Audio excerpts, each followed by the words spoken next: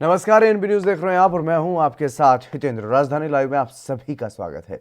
राजधानी लाइव में सबसे पहले बात करेंगे हरियाणा की, क्योंकि हरियाणा में हाल ही में निकाय चुनाव हुए हैं और निकाय चुनाव में 3 नगर पालिकाओं में 3 निर्दलीय उम्मीदवारों की वहां पर जीत हुई है, जिसके बाद दोनों तरफ से यह दावा किया जा रहा था कि कुछ निर्दलीय बीजेपी में शामिल होंगे। तो वहीं कांग्रेस की तरफ से पूर्व सीएम भूपेंद्र सिंह हुड्डा ने यह दावा किया था कि तीनों ही निर्दलीय जो हैं वो कांग्रेस के समर्थक हैं, और ऐसे में कहीं ना कहीं इस तरीके की जो बातें कही जा रही थी उस पर अब विराम लगता हुआ दिखाई दिया, क्योंकि जो धारूहेड़ा के जो उम्मीदवार थे कंवर सिंह यादव, उन्होंने भाजपा में आस्था जताई है। उन्होंने बीजेपी के प्रदेश अध्यक्ष ओपी धनखड़ से उन्होंने मुलाकात की और उस मुलाकात के बाद भाजपा के प्रदेश अध्यक्ष ओपी धनखड़ भी गदगद दिखाई दिए। अब भाजपा पंचकूला नगर निगम, रेवाड़ी नगर परिषद और धारूहेड़ा नगर पालिका सहित 36 पार्षदों की जीत के साथ कांग्रेस की जीत से कहीं बड़ी जीत का दावा करती हुई दिखाई दे रही है। और बता दें कि चंडीगढ़ में भाजपा के प्रदेश अध्यक्ष ओपी धनखड़ से धारूहेड़ा के नवनिर्वाचित चेयरमैन कंवर सिंह यादव ने मुलाकात कर बीजेपी में अपनी आस्था जताई है। इस मौके पर कंवर सिंह ने यह कहा कि धारूहेड़ा का विकास करवाने के चलते उन्होंने बीजेपी पार्टी में शामिल होते हुए सरकार का साथ देने का फैसला किया है।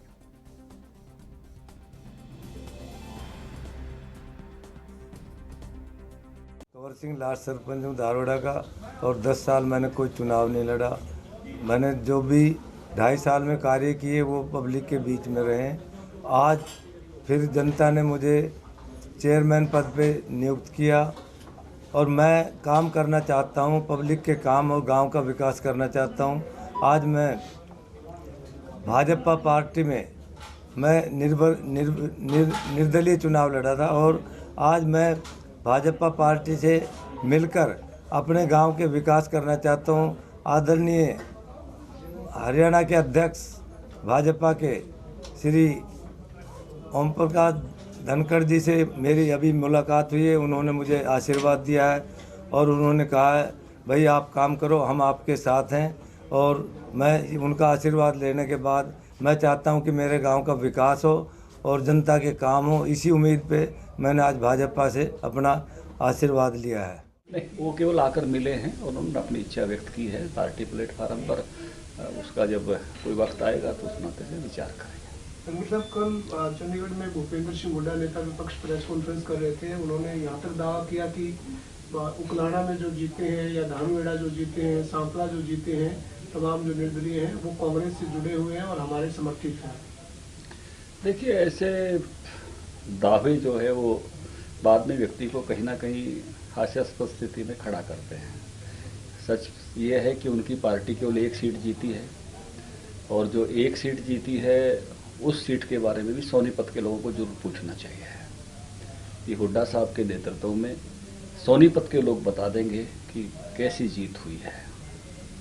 तो उस नाते से उसके बारे में भी जरूर मीडिया को कोई ना कोई जो है स्टोरी करनी चाहिए उस जीत के बारे में। इसलिए बाकी सब स्थानों पर कांग्रेस चौथे स्थान पर है, कहीं तीसरे स्थान पर है, रेवाड़ी में तीसरे स्थान पर है, अंबाला में चौथे स्थान पर है।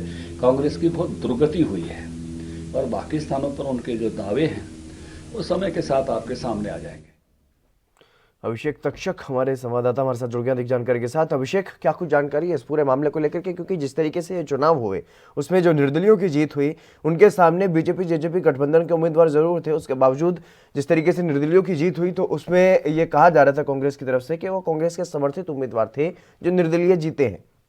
लेकिन अब धारूहेड़ा से जो नए चेयरमैन बने हैं उन्होंने बीजेपी में अपनी आस्था जता दी। जी बिल्कुल, देखिए ये एक इस चुनाव में जिस तरह के परफॉर्मेंस बीजेपी की सामने आई थी उससे ये बिल्कुल नहीं कहा जा सकता था कि बहुत ही ज्यादा अच्छी परफॉर्मेंस इसको नहीं कहा गया। और कांग्रेस ने अपनी पीठ थपथपाई थी कि उनकी जो 3 निर्दलीय जो जीत के आए हैं, चाहे वो सांपला की बात करें, धारूहेड़ा की बात करें, चाहे उकलाना की कहीं की बात करें, तो ये कांग्रेस समर्थित उम्मीदवार ही जीत कर आए हैं। और बीजेपी को सिर्फ सोनीपत और धारूहेड़ा जो नगर परिषद की जो सीट है वो ही जीत पाई है। तो अब ऐसे में तुरंत बाद जब धारूहेड़ा से जो नगर पालिका के नवनिर्वाचित जो चेयरमैन कंवर सिंह यादव ने बीजेपी में आस्था जताते हुए बीजेपी का दामन थाम लिया, तो उसके बाद से बीजेपी को ये जरूर एक बड़ी सफलता कहा जा सकता है कि उनकी एक सीट में इजाफा हुआ और ये जो शहरी जो सरकार जिसको कहा जाता है उसमें उनका योगदान बढ़ा है। जी और अगर बात की जाए जिस तरीके से वहां पर जो उम्मीदवार थे बीजेपी जेजेपी गठबंधन के, तो वो उम्मीदवार इन दोनों में से कौन सी पार्टी का वहां पर था? जी, धारूहेड़ा में जो है ये जननायक जनता पार्टी की ओर से उम्मीदवार खड़ा किया गया था। चाबी के चुनाव निशान पर ये चुनाव लड़ा गया था, लेकिन उनकी जो वोट प्रतिशत था वो बहुत ही कम रहा और उनको एक बड़ी हार का सामना करना पड़ा और ये निर्दलीय के तौर पर ही कंवर सिंह जो यादव हैं वो जीत के आए थे। और इसमें ये कहा गया था कि जो महेंद्रगढ़ से जो कांग्रेस के विधायक हैं जी, उनके दान सिंह जो हैं उनके ये समर्थक माने गए थे। उनके कहने पर इनको खड़ा किया गया था और इसीलिए कांग्रेस ने ये कहा था कि ये हमारा ही कहीं ना कहीं हमारा से ही संबंध रखता हुआ उम्मीदवार है और ये जीत कर आया है। और अब कल इन्होंने बीजेपी का दामन थाम लिया और बीजेपी का कुल में बढ़ाने का काम किया। जी, वहीं इनके साथ कितने और समर्थक हैं जो बीजेपी में शामिल हो सकते हैं? देखिए, समर्थकों भी जो इनके समर्थक होंगे वो इनके साथ जरूर जाएंगे। अभी उनकी गिनती तो नहीं कहा जा सकता कितनी गिनती है, क्योंकि ये पूर्व सरपंच रहे हैं धारूहेड़ा से।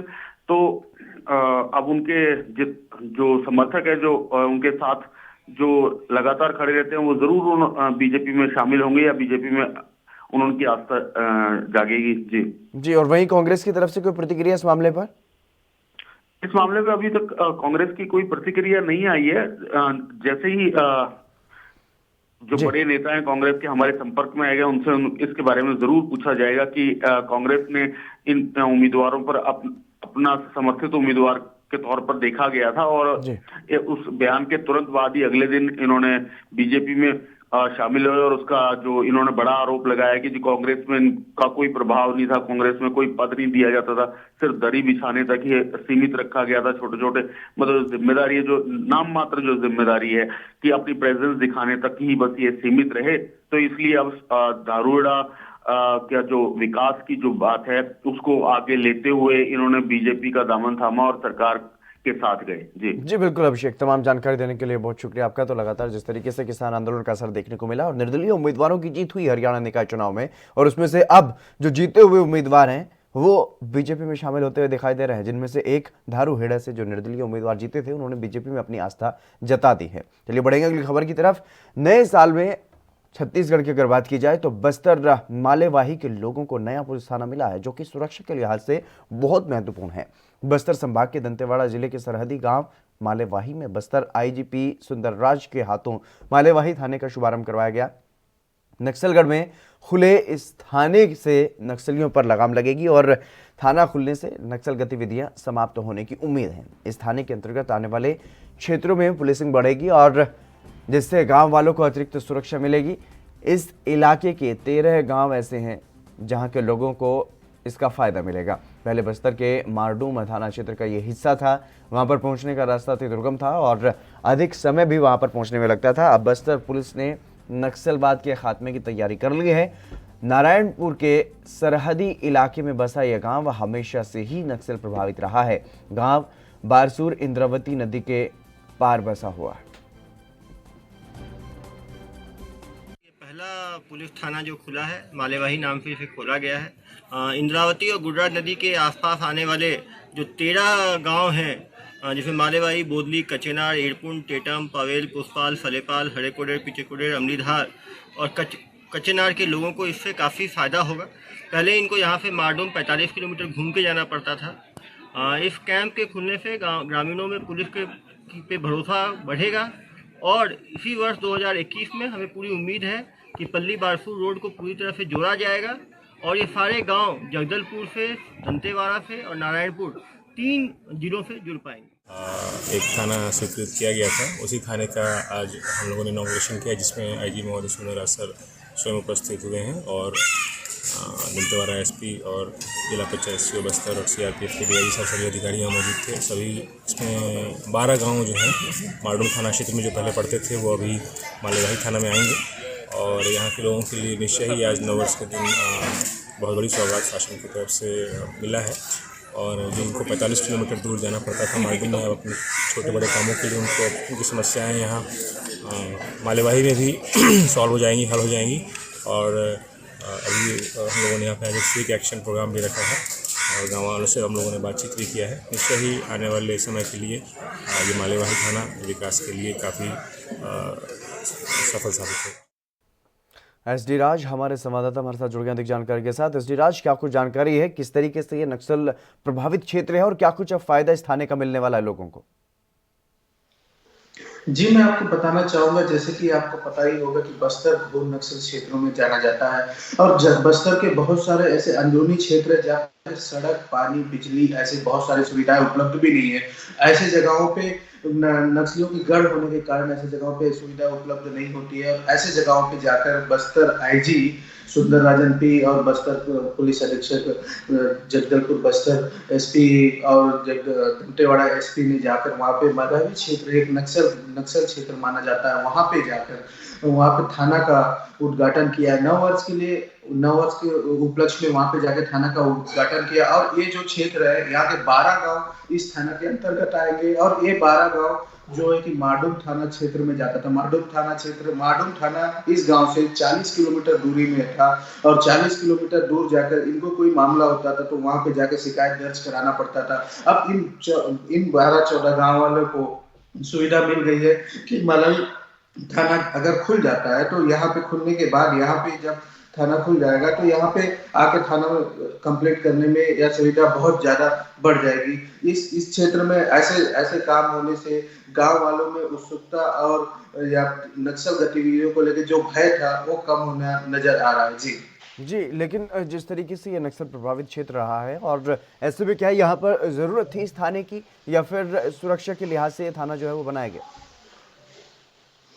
जी, मैं आपको बताना चाहूंगा कि आए दिन इस क्षेत्रों में घटनाएं होती रहती थी। घटनाओं को ध्यान में रखते हुए और सुरक्षा की नजर को ध्यान में रखते हुए और यहाँ इस रास्ते में जाने के लिए रोड की व्यवस्था भी नहीं थी। रोड बनने के काम को लेकर ये सब को ध्यान में रखते हुए यहाँ पे इस काम को किया गया है। नक्सलियों की घटनाओं को वारदात जो देते थे, अगर यहाँ इस रास्ते पे अगर पुलिस थाना खुल जाता है, पुलिस थाना खुलने के बाद जब यहाँ पे अंदरूनी क्षेत्रों के जो ग्रामीण है जब यहाँ पे आके अपनी शिकायत दर्ज कराएंगे तो इससे ये होगा कि कहीं ना कहीं नक्सली गतिविधियां कहीं ना कहीं कम होने के चांसेस है। जी, और इससे पहले कहाँ पर जाना पड़ता था? यहाँ के लोगों को अगर शिकायत लेकर के जाना होता था या फिर इस तरीके की कोई घटना होती थी तो उस दौरान क्या कुछ कठिनाइयों का सामना यहाँ के लोगों को होता था?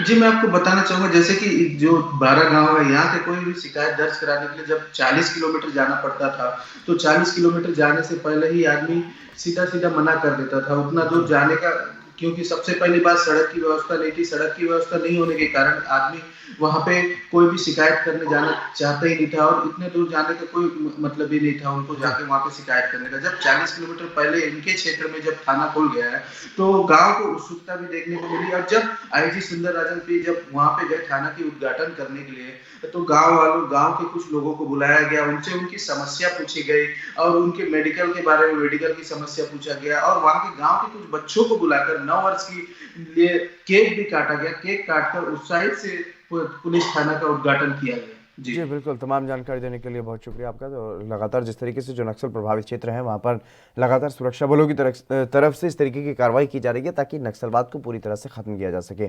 चलिए बढ़ेंगे अगली खबर की तरफ। मुंबई समेत पूरे महाराष्ट्र में हाई अलर्ट जारी किया गया है। बांद्रा क्राइम ब्रांच की टीम को बड़ी कामयाबी मिली है। बांद्रा क्राइम ब्रांच ने जाल बिछा करके बांद्रा के इंदिरा नगर इलाके से एक 22 वर्षीय युवक को गिरफ्तार किया है। आरोपी से पूछताछ की जा रही है। देश की आर्थिक राजधानी मुंबई हमेशा अंडरवर्ल्ड, आतंकवादी और माफियाओं के निशाने पर रहती है।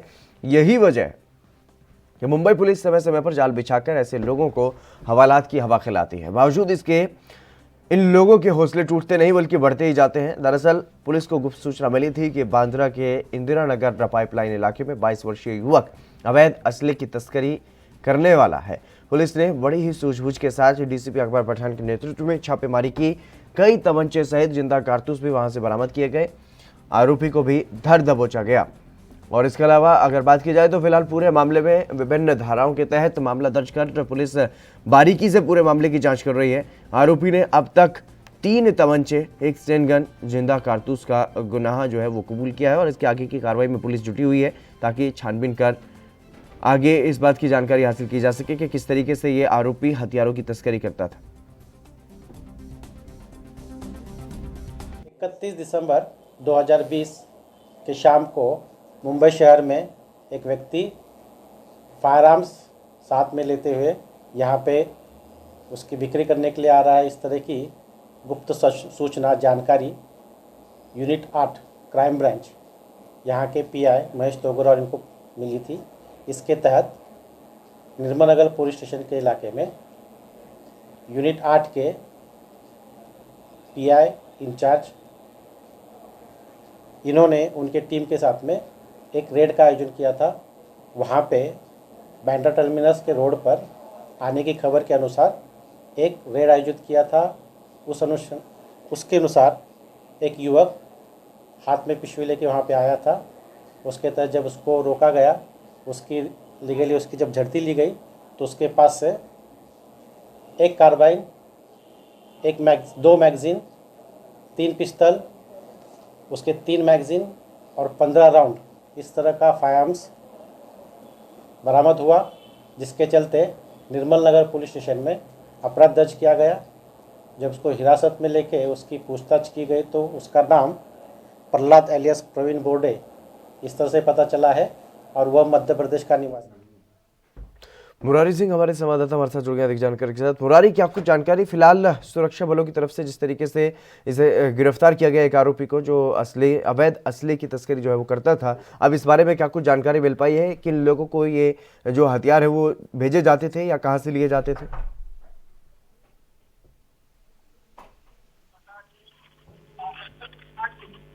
छापेमारी हुई है वो काफी छापेमारी है क्योंकि बड़े पैमाने पर समझ और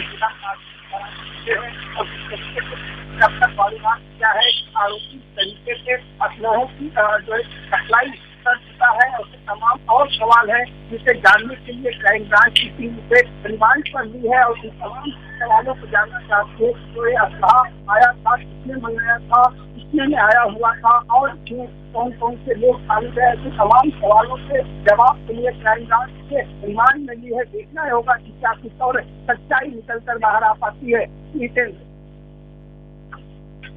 तस्वीरों में दिखाई दे रहे हैं वो काफी बड़े हथियार भी हैं और भारी मात्रा में ये हथियार बरामद किए गए हैं। तो क्या कुछ इस बारे में जानकारी है किस लिए ये हथियार जो है वो इस्तेमाल किया करता था आरोपी? अजी चंद आपको बता दें कि मुंबई का बांद्रा इलाका है, निर्मल नगर का था जहाँ पर कुछ व्यक्ति यहाँ अप्रैल की सफाई करने के लिए आने वाला है। उसके बाद क्राइम ब्रांच और पुलिस के लोगों ने छापेमारी की और जब इसकी तलाशी हुई, पूछताछ की, उसके बाद से बड़े पैमाने पर जब तमंचे बरामद किए, कारतूस बरामद हुए और जिस तरीके से डिप्टी चेयरमैन पठान ने कहा कि आरोपी मध्य प्रदेश का रहने वाला है, इससे तमाम जानकारी देने के लिए बहुत शुक्रिया आपका। तो बांद्रा क्राइम ब्रांच की टीम को यह बड़ी सफलता जो है वो हाथ लगी है। एक ऐसा अवैध हथियारों का तस्कर जिसके पास से भारी मात्रा में हथियार और कारतूस बरामद जो है वो किए गए हैं, उसको गिरफ्तार कर लिया है और आगे की कार्रवाई में पुलिस जुटी हुई है। चलिए बढ़ेंगे अगली खबर की तरफ। कोरोना वायरस महामारी की वजह से साल 2020 में दिल्ली मेट्रो के पहिए 5 महीने से अधिक समय तक थमे रहे, लेकिन 2021 में जीएमआरसी अगली पीढ़ी की चालक रहित ट्रेनों के साथ पदार्पण कर रही है और दिल्ली में कोरोना वायरस का मामला जो पहला मामला सामने आया था वो 1 मार्च को सामने आया था और जल्द ही दैनिक मामलों की संख्या बढ़ने लगी थी। वायरस के संक्रमण को रोकने के लिए उड़ान सेवाओं को निलंबित कर दिया गया था। दिल्ली में 22 मार्च को मेट्रो सेवाओं पर भी रोक लगा दी गई थी ताकि महामारी को फैलने से रोका जा सके। गृह मंत्रालय के दिशा निर्देशों के बाद दिल्ली मेट्रो ने 169 दिन के बाद 7 सितंबर को चरणबद्ध तरीके से परिचालन को बहाल किया और इस दौरान दिल्ली मेट्रो रेल निगम और यात्रियों दोनों ने ही सावधानी बरती। दिल्ली मेट्रो ने यात्रियों के बीच दूरी बनाकर के रखने के लिए अनेक उपाय अपनाने के बाद ही सेवाओं को बहाल किया और कोविड-19 की सुरक्षा संबंधी नियमों के मद्देनजर मेट्रो यात्रियों के लिए 7 सितंबर से टोकन की अस्थायी रूप से जो बिक्री है उस पर रोक लगा दी गई है और स्मार्ट कार्ड से ही यात्रा की अनुमति दी जा रही है। मेट्रो सेवा बहाल होने के बाद नई परिस्थितियों में नकदी से लेन देन पर रोक लगाई गई है। इसके अलावा कई बदलाव के संकेत जो हैं वो डीएमआरसी की तरफ से दिए जा रहे हैं ताकि किसी भी प्रकार का कोई संक्रमण ना फैले।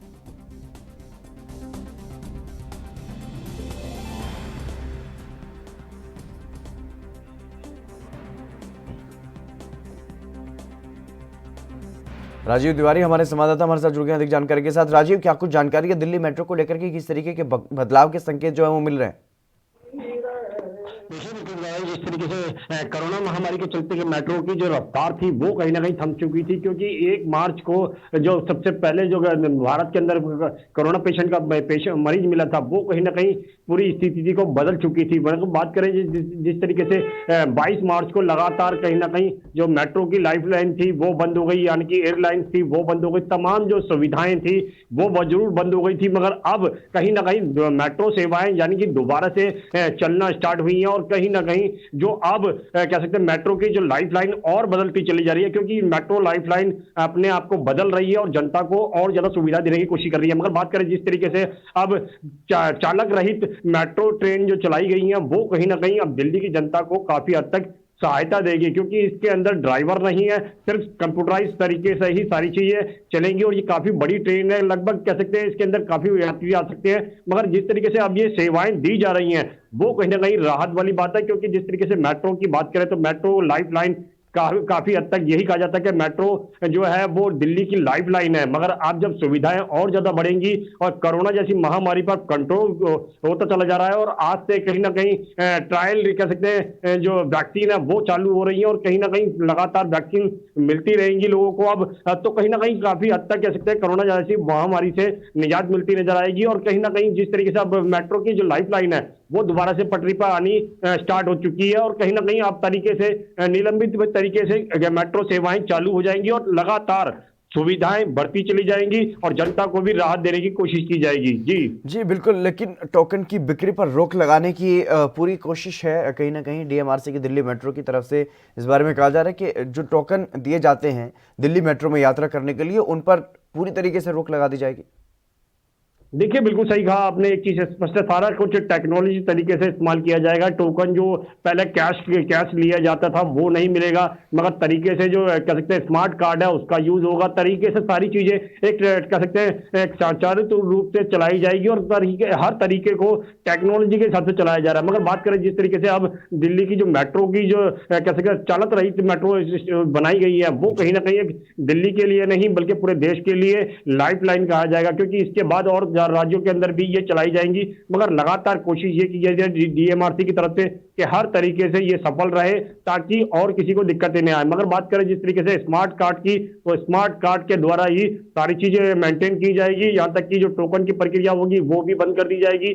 मगर स्मार्ट कार्ड को और ज्यादा बेहतर किया जाएगा और एक ही स्मार्ट कार्ड से डीटीसी की सेवाएं भी मिलेंगी आपको और मेट्रो की सेवाएं भी मिलेगी। मगर कहीं ना कहीं डीएमआरसी और केंद्र सरकार दोनों ही मिलकर काफी बड़ी संख्या के अंदर लोगों को राहत देने की कोशिश कर रही है। यहां तक कि इसमें राज्य सरकारें भी साथ दे रही हैं और दिल्ली की जो कह सकते हैं आम आदमी पार्टी है उसने भी साथ दिया है मेट्रो की लाइफलाइन के लिए। जी बिल्कुल, कहीं ना कहीं मेट्रो को हाईटेक करने की कोशिश और दिल्ली में यातायात को सुगम बनाने की कोशिश सरकारों की है।